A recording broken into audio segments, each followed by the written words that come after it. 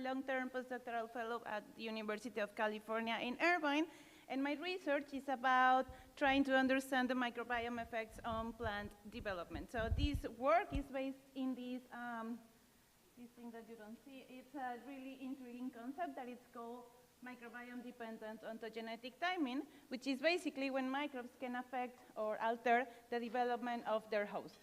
So we know, for example, that for some species of mosquitoes, the larva will not develop in the absence of microbiomes. We also know that some particular microbes can accelerate or slow the development in other insects.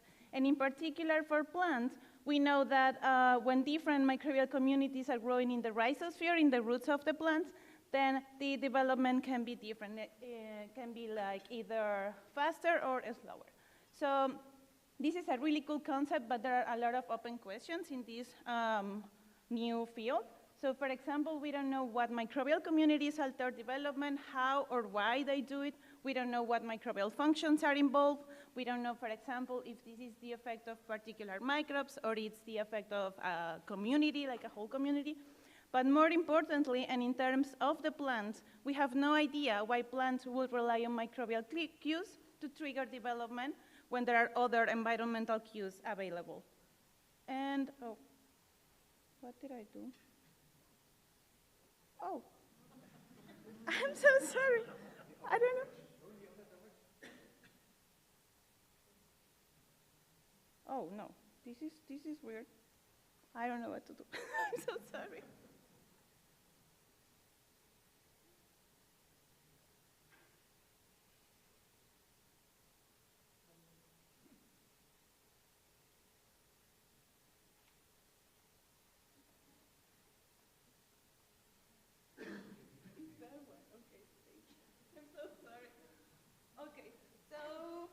Well, in order to try to answer those questions, we first needed to find the right microbial communities, right? The microbial communities that actually affect development.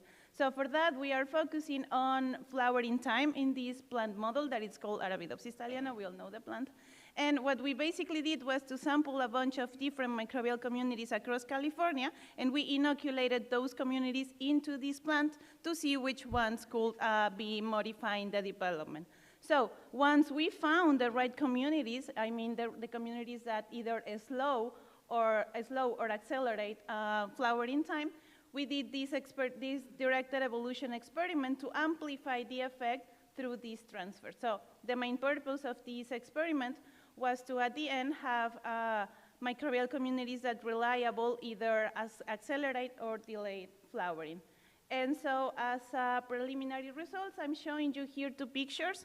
These are pictures that were taken on the same day 25 of the experiment. And this was an experiment that was in the same environmental conditions. So what we are seeing is that when we inoculate this microbial community in the plants, the development was really slow. But when we use this community, the development was faster. So if you want to see the results of my directed evolution experiment, please come to see me at poster 33. And sorry for